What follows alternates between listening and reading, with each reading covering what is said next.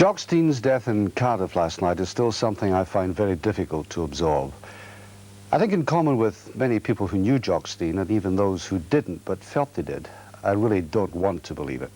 Perhaps in an initial sense it's something to do with the mixture of carnival and tragedy which we all experienced together. For after all, as the final whistle blew, the reality was that Scotland had achieved exactly what their manager had planned for. The reality was that the superb Scottish support had done justice to themselves, not just by adding a vocal dimension to the occasion that lent apparently new sinews to the players, but in behaving throughout their entire stay in the city in the way the manager wanted them to behave.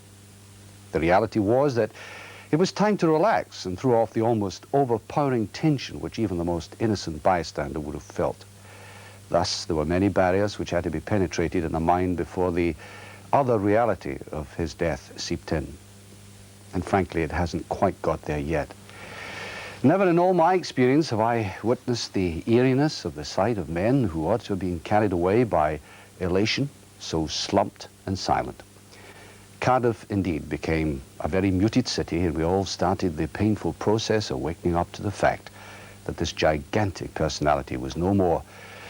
Even so, the memories of the man came flooding forward from all the people whom he had greatly influenced.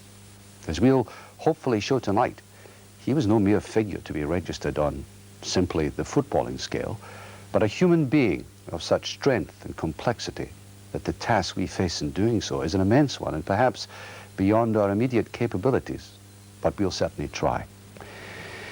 You know, he really didn't like saying too much about himself. He felt that many of the factors in life which made him what he was simply nobody's business but his own and his family's. It wasn't so much secrecy as some kind of courtesy to the past, but when you did manage to get him onto the subject, he always sounded utterly convincing, and his origins he dearly cherished.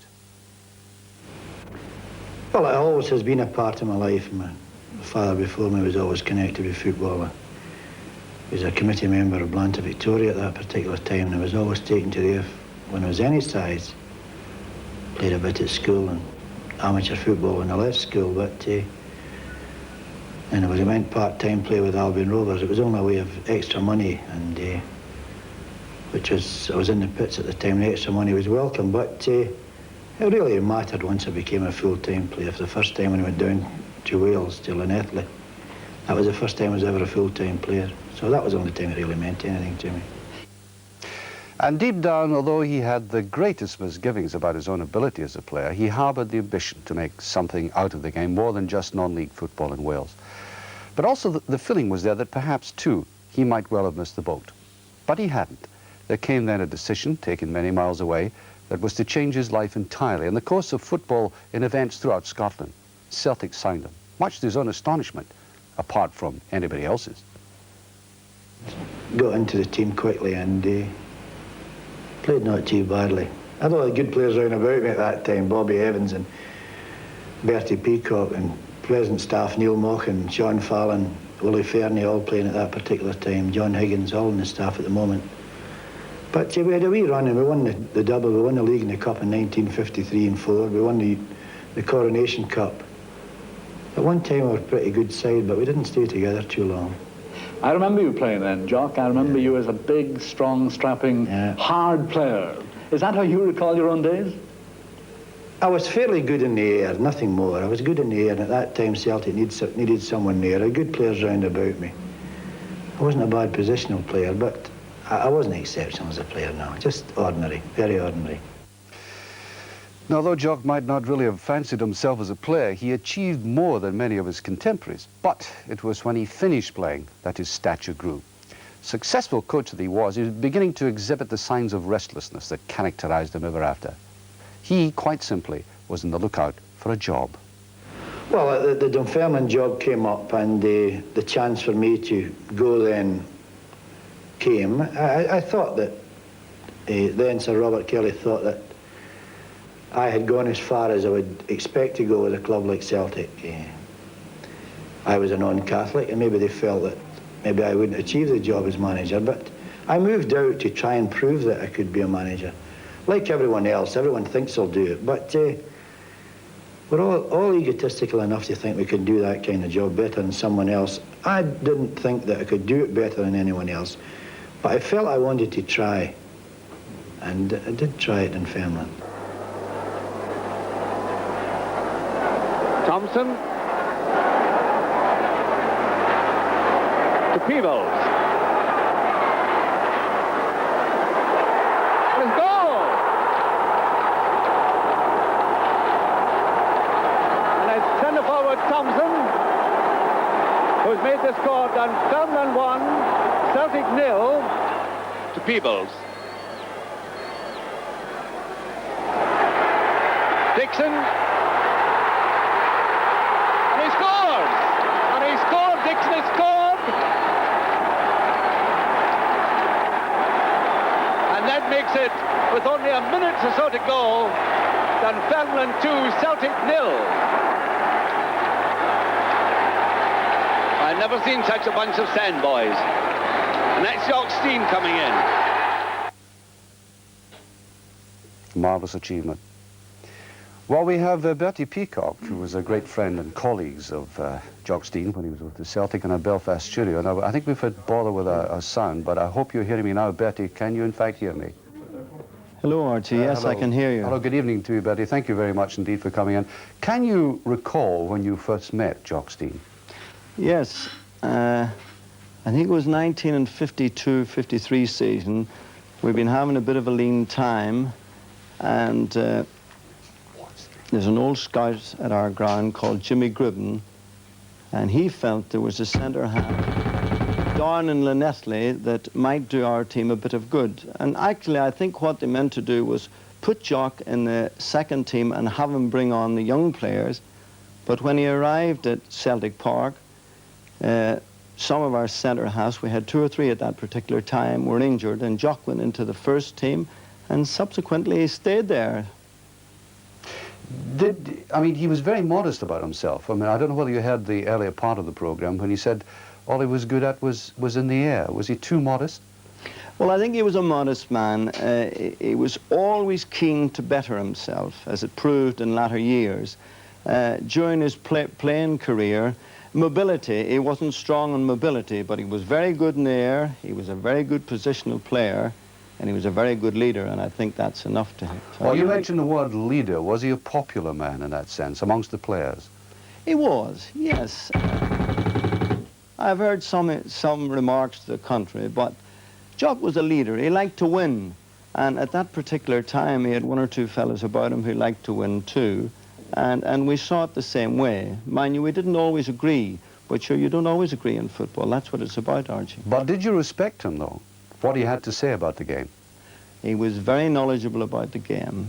I'm not surprised, and not in the least surprised, at the success he has had during his career as manager with Celtic, pardon me, with Celtic and with Scotland. He was a very knowledgeable man. He thought about the game. He ate and slept football. So there were early signs that he would go on to another kind of career, say as a manager?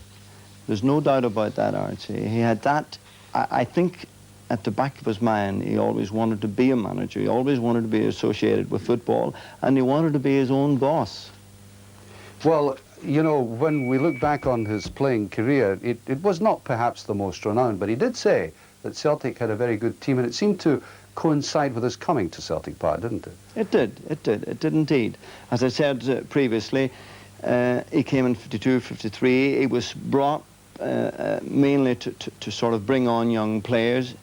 He arrived in the first at Celtic Park. He was put into the first team. He was selected for the first team. He played, and mind you, at that particular time we had quite a good run when Jock was there as leader. We won the Coronation Cup, which was 4 top teams from England and 4 of the top teams from Scotland. We went on from there and we won the league and the cup double. So, I mean, it's not bad for starters, Archie. And I mean, at that time, Rangers were the kind of establishment in Scottish football, although you did have success. And in a sense, he began to change that, didn't he? I think it started actually when Jock arrived. We were playing not too badly, but I think he was the icing on the cake.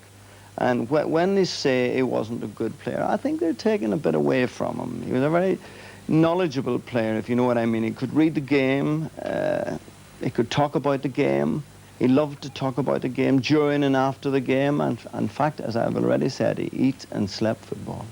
Bertie, thank you very much indeed. Well, imagine the audacity of a provincial team like Dunfermline coming all the way to Hampden and beating Celtic, no less. That sort of thing just wasn't done. People began to pay attention, including Celtic, who at that time were as becalmed in Scottish football as a painted ship upon a painted ocean, and clearly felt that it was time to have the breath of life throughout the club. Breath, it was far more like the proverbial gale. I was possibly more fortunate than anyone else.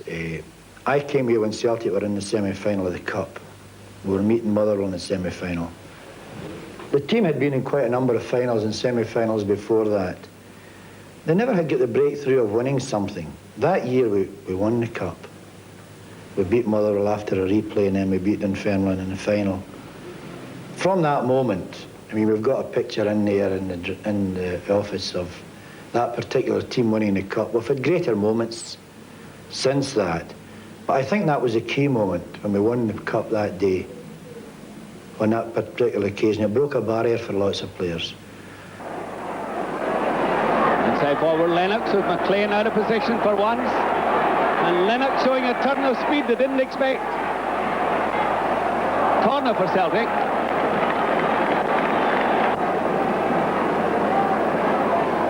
There he goes. It's a good win. It's a goal! A goal by McNeil. Billy McNeil has scored.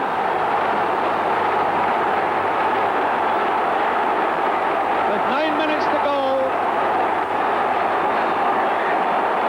Well, that's a captain's job. And he's made the score. Celtic 3, Dunfermline 2. Billy McNeil in Manchester, you remember that day very clearly indeed, but do you remember the kind of dimension of impact that Jock Stein made coming to the club as manager? Undoubtedly, Archie. I was very fortunate in actual fact because my introduction to Jock was as a young, a schoolboy, not a young schoolboy in the present day terms, but Jock was instrumental in bringing me along to Celtic Park because at that time there were several young schoolboys centre halves going about, and I think I was about third in line. And Jock saw me playing against English schools at Celtic Park and made it very clear to the chairman then, Sir Robert Kelly, that he thought Celtic should sign me, and he was very instrumental in that. And obviously I've had that long relationship with him. There are all sorts of myths and legends have grown up about Jock Stein, as you know only too well. But as a manager, was he the kind of strict disciplinarian, or was he the humanitarian? Where was it in the dimension? Well, you know, he had his moments, Archie. I mean, and certainly the team that he had, the good team that he had, we gave him plenty of opportunity to be strict, to be quite frank with you. But he was a sympathetic man. I think his background was something that stood him in great stead. He never lost sight of the fact that he was working class, and always appreciated the break he'd got coming back to Celtic. That gave him the springboard to get back into the big time, as it were. Well, was he good to players in terms of that, you know, financially speaking? Well, the game wasn't about financial things in those days. The game was about playing for the enjoyment of the game and for the love of the game, and that was his whole theory, that, you know, go and play football, enjoy your football life, and I think he made everything that way. I remember him coming back as manager. Indeed, I've never really admitted this before, but that would have been my last season, I'm quite sure, with Celtic, had he not come back. And he came back, and it was like a breath of fresh air. He was revolutionary. Well, in what way was he revolutionary? Well, all of a sudden, players became important. Guidance, he had good players when he came back. There's no doubt about that. But without his guidance, there would never have been anything collectively as a unit, as a team. And he built them into something. He built them into a very worthwhile team. But always, it was a simple situation. He never tried to preach difficult things. It was all straightforward things. It was always to remember the people in the terrace were important, because you had to give them something in return. You had to give a bit of flair, a bit of excitement, a bit of endeavour. And to me, his whole theory was simple, straightforward, and always to give some benefit to the people that came in through the terraces. Billy, we'll be coming back to you later in the programme. People were slow, though, to see Celtic as a really credible force, not just in Scotland, but in Europe. Many in the South thought the element of fluke was stronger than any other factor, but that wasn't universally believed, especially not by the gentleman from Merseyside, who packed his bags and set out for Portugal, not with a rosette, but with a notebook. I was the only manager of an English club that was there. none of them took the trouble to go there. I mean, they hadn't seen the Celtic, and I had, of course. Were they not aware that a club like Celtic was playing as well as they were at that time? No, well, I think they tend to look down upon them because they're small nations, you know. But, I mean, Celtic's record, I mean, before then and since then, of course, has been remarkable. And here come the officials and the two teams. The referee is Kurt Kincher of West Germany. Celtic now on the right, led by Billy McNeil. Picky, Armando Picky, leading Inter Milan. There's Jock Stein on the right.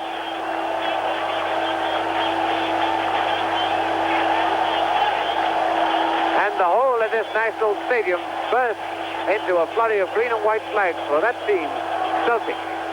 Away come Inter. This is Pitikli, Mazzola. Good ball to Capellini.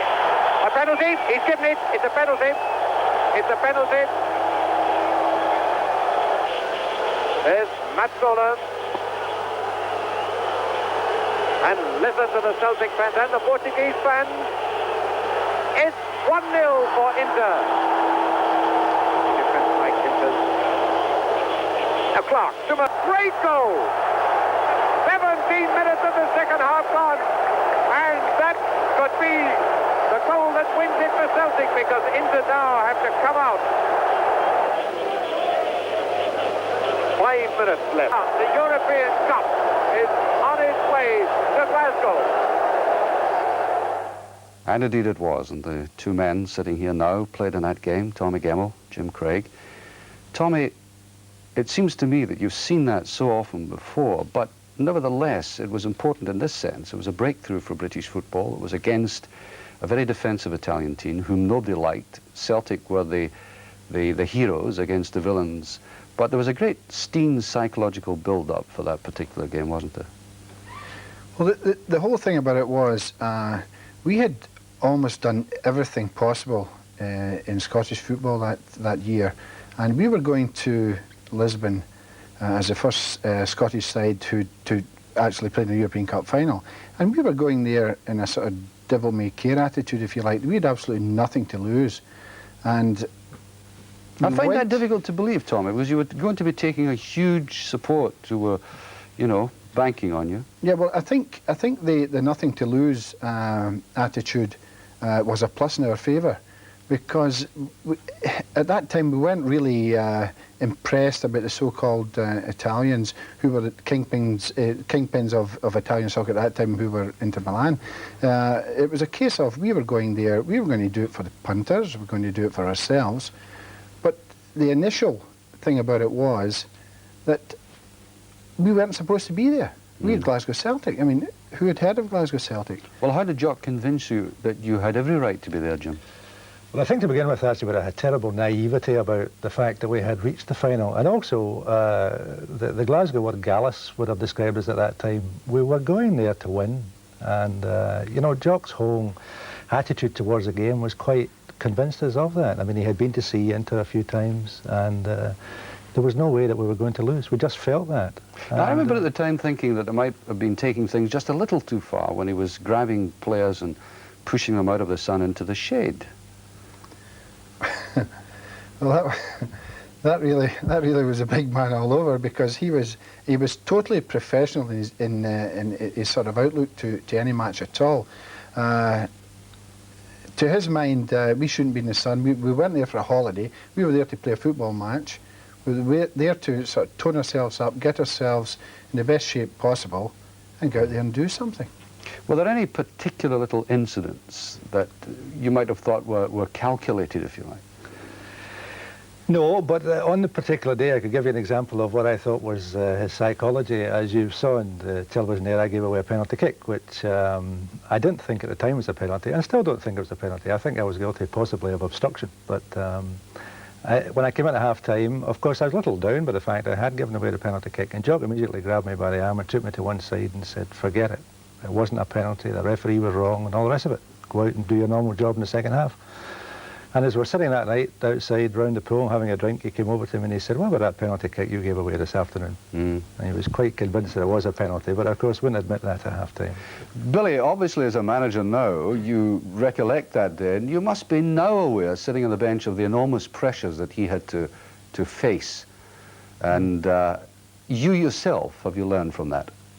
Well, it's, I've still not got my emotions in order yet, actually, after watching it last night. To me, the disappointing thing and the sorrowful thing is that a big man and a great man in many, many senses, not just in the football sense, but in the personal sense as well, has not had time to enjoy all these triumphs. He was entitled to some relaxation. I think that's been rudely taken away from him. But he has taken a tremendous amount of punishment. I think we've all taken that for granted. That's right. But to be honest with you, looking at him, there was a shot before the end, and he looked perturbed, and he looked upset, and he looked distraught. And thinking about it now, you know, I really, you know, I just can't get my thoughts in order to actually say. I know the type of man he was, and I think he would have taken a chance in any case, even if he'd have suspected it might happen. And he played things to the full, and unfortunately, in this occasion, he lost out, and it's a loss for us all, actually. Jim, did you fear him at any time? Because he was a man of aggression. You know, he could make his point very, very clearly and forcibly, couldn't he? I think that's probably an understatement, actually. He was a big man, both in terms of stature and also in the way he put his message across. And I think that all the players at one time or another were a little in awe of him. I think fear him, probably that's not the case. I mean, we're all adults at that time, but he got you to, yes. Oh, yes, you didn't like to step out of line. No, and you didn't, Tommy, ever. ever. What the message would be. Well, when anyone stepped out of line at Celtic Park, he was the first one on top. And in fact, I think he had a built-in antennae. You could go out on a Saturday night and he could tell you what you were doing on a Sunday morning. He was that type of guy. He wanted everything to be right for Celtic Football Club, and he did it very well. Well, long will I remember the night they brought the Sports Review of the Year to Glasgow, which is a bit like removing the Palladium to Sauchiehall Street. All to honour the Team of the Year. Incredulity and other parts are given naturally to respect.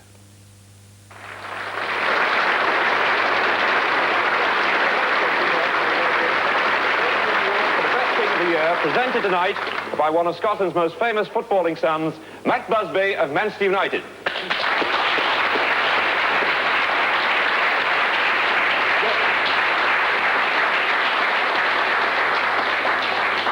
So I am delighted at having the privilege of making this presentation to you, which of course is for the best club and team performance of the year.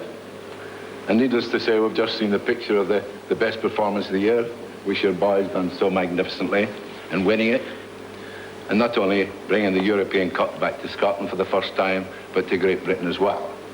May I extend to you, Joe, your directives, Billy and your players, and your staff, sincere congratulations and on a great performance.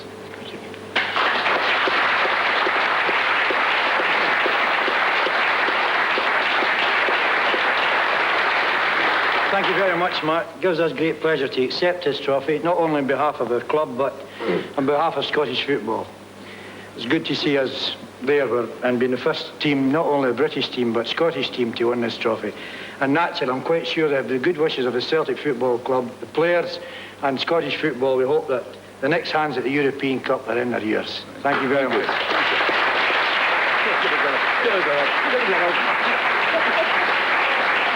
And indeed they were. Alan Heron of the Sunday Mail, you've travelled the world with Jock Stein in company with your other colleagues in the press. He was a great believer in building solid relationships with the media, wasn't he? Very much so, actually, right from his early days. And I must say he was a very easy man to interview. Very interesting man to interview, because you would go and see him for, say, he would say, look, come and see me for 10 minutes. An hour later you were still there. And I think a lot of my colleagues in the journalistic world benefited from knowing Jock Stein, from speaking to Jock Stein while they were working and in their leisure moments. Did you ever get the impression he was deliberately giving you a line, that he wanted it printed, that he wanted it there? Oh, yes. When he was manager of Celtic, he deliberately set out to try and get Rangers off the back page of the Sunday newspapers, and he did it so well. Well, like what, for example? Well, like, and he would know that maybe Rangers were going well, perhaps in a European Cup tie. He'd think they're doing very well. It looks as though they're going to get a real splash on Sunday. So he would think of himself, what can I give them? It could maybe knock Rangers off the back page. And he would think of something. Can't think of anything specific, but he would bring up something very nice, and we would have to take it. I must say that, you know, when you talk to him in the past and these nights that we had, there was always something of an insight, which actually did happen. We're not saying it just because of this occasion. In conversations, he always gave you another insight into a particular game or another player. He was always worth speaking to, Archie. And people asked, how did Jock Stein relax? He never really relaxed. No. He relaxed in football, in the company of footballers, in the company of journalists, in the company of people he liked. And he would sit back, have a cup of tea and a biscuit, because that's what he loved. And he would talk to you about football players. And he loved sitting with the press because he would deliberately set out to stir us up, set one against the other and get a little fight going, and he enjoyed that. That was his way of relaxing. Did you ever see him under pressure, real pressure, and perhaps reacting to it? I think the man was under pressure almost in every game he played, because football to him was life. And I think, honestly, when I saw the game yesterday, I honestly get the impression, actually, we'd asked him to play one game too many. That's the way I felt about it. Looking back over his career and his relationship with the press, would you pick out the 1967 game as the game that gave you the most satisfaction in dealing with him? Well, there's no question about it. I travelled and watched Celtic in every tie they played, and the two chaps sitting here were with me. But the thing was, Jock was sharp and quick-witted, and he had to be to deal with these Celtic players. You look at them, Jimmy Johnson, Bobby Murdoch, Jim Craig, Billy McNeil, Bobby Lennox, and the Rambo of the 1960s, Tommy Gamble. I mean, you had to be sharp to deal with these fellas. They all had their own personalities. The mix was right. Jock had to get it right, and he got it right all the way to the European Cup final, and he got it right in that night. Thank you, Alan. Well, Alan or any other journalist or broadcaster would tell you that some of the most intriguing and rewarding times with Jock were when he held court late at night and trips abroad, when every subject under the sun came up. He was a debater par excellence, as Alan has just said, and you listened, for he did speak with incredible authority. I've seen many an exalted international manager listening at his feet, because, as you'll now hear, he thought things through with great care. He was certainly one of the game's great philosophers, and central to that was loyalty. I've had opportunities to move, good opportunities to move, moves that would have been better financially to me. But I've got ties here. I've got ties that I've got my home here, my family prefer to be here. But the most important tie here is that I like to be manager of Celtic, and I like the people I'm working with. It's as simple and straightforward as that. I like the players I'm working with. The directors I work with are very good as well, so I've got no complaints. And the most important thing is, I like the people who support us. I like to see them getting a bit of success. And I'm egotistical enough to think that if I'm here, we'll have reasonable success anyway. Maybe wrong in that, but quite happy with it. I try to take an interest in them on and off the field, and I think that the real success that I've had, if any, is because I've treated each player with respect and got his respect in return. You'd put it respect higher than discipline, would you? I would say so, yes. Yeah. Are you a disciplinarian? To a certain extent, yes, I would say so, yeah. But I come and go a bit. Probably I'm supposed to be hard, but I'm probably softer than most of them. I think we're made important through the masses being attentive to football, but we're not near as important as people make us out to be. Take the cause that we're up here in Fraserburgh playing for instance, the Lifeboat Disaster Fund. These are very important people, and possibly we all look at them as just something that happens, but these are important people in life, plus people who spend a lot of time with crippled children and the infirmed and invalids and things like that. These are more important people than we are, but we do a service that people accept and go mad about, and it's quite good in that respect, but at times we're made too important. But football without fans is nothing. You play a football match without fans, you've got nothing. It can be the greatest game in the world. If there are no people there to watch it, it becomes nothing. Give a great game with no one there, as I say, it's nothing. Give an average game with a big crowd, excitement, atmosphere, this makes it a great game. The fans are the lifeblood of the game, and the sooner that the people in football realise this, the better it will be for each and individual club. I've had a good standard of living from football. Certainly there's a lot of worries and a lot of hard times in it, but I think the most any manager gets from football is seeing everyday boys join a club as youngsters and growing into men and giving themselves better social standing than they could ever have dreamed of from a game of football. I think this is a real reward in it. In 1974, a car driving down the wrong side of the A74 ran headlong into his friend Tony Queen's Mercedes, which Jock was driving back from the holiday in Menorca. They were held up at customs. They were therefore later than they ought to have been. The car, Jock, and the other passengers were badly smashed up. His good friend Bob Shankly suffered more than most. This had a really traumatic effect on the entire group, and some have said that Jock was never quite the same man. Well, who would be? In fact, he made as good a recovery as any could expect. He left Celtic in 1978. He took the Leeds job, but in truth, he was not wholly satisfied with a situation which would take his family life out of the close circle of Glasgow friends.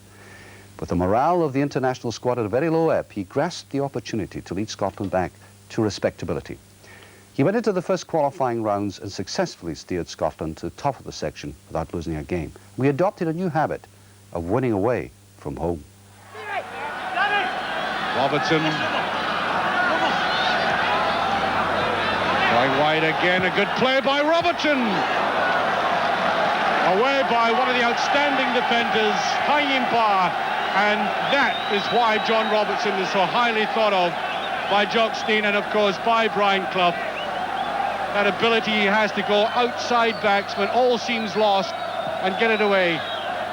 Alec McLeish is there. This must be a chance of brilliant goal. Kenny Dalglish, 1-0 for Scotland. And there's this good view of Jock, and Jock looks quite relaxed, and I think he's got that mood across to the Scottish team.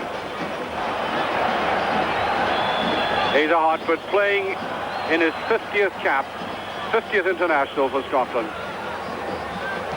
Souness. Brilliant pass forward. Oh, there's a great goal, a brilliant goal! Dave Ney, 1-0 for Scotland. Oh, what a superb goal! Light of Fiesta in Seville. Now, I watched many a Scottish international, and people watching this program have seen even more than I have. But the finest performance, to my mind, will be associated with Jock Stein. It wasn't so long ago, and it was against class opposition. But I still recall the tingling of pride I felt as Scotland demolished Spain and justified that old concept of having a good conceit of ourselves. It was a magical night. The goals were beautifully manufactured. From the outset, Scotland looked dominant and aggressive, a reflection of the mood of the big man himself, with his new star Maurice Johnson. Spain were intensely under pressure, but not just sheer, blunt aggression. It was done with great skill. This goal in particular.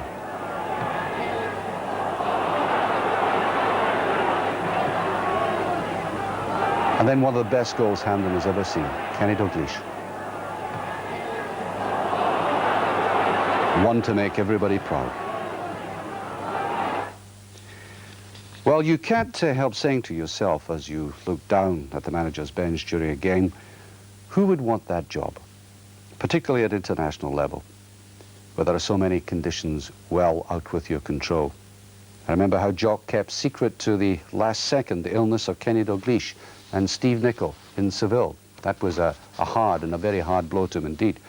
But you could tell that even with his own experience, he wasn't taking these blows easily. And then he had to sit through the game in a stadium where avalanches of hatred fell on our heads, except that the buck was stopping with him, not with us. An observer here, and he saw 4 bottles being lifted from the game. The goalkeeper's been pelted with oranges all the time. How can you concentrate all the time and play football like that, and you've got people like that come at you, deliberately hitting people and kicking them, putting a head on them, and the linesman standing 10 yards away from them and not doing a thing? But that's Spanish football. Today, a lot of people are grieving. He was, as Ernie Walker was saying earlier today, the father figure of Scottish football. Well, a lot of Scots people have been talking of him today, and talking with great sincerity and, of course, admiration. Some well-known, some not so well-known, all of them with an acute sense of loss. Thinking about all the good he'd done for me personally, not only just for me, but for whole Scottish football, and I still haven't slept yet. Thinking about all the great he's done for me.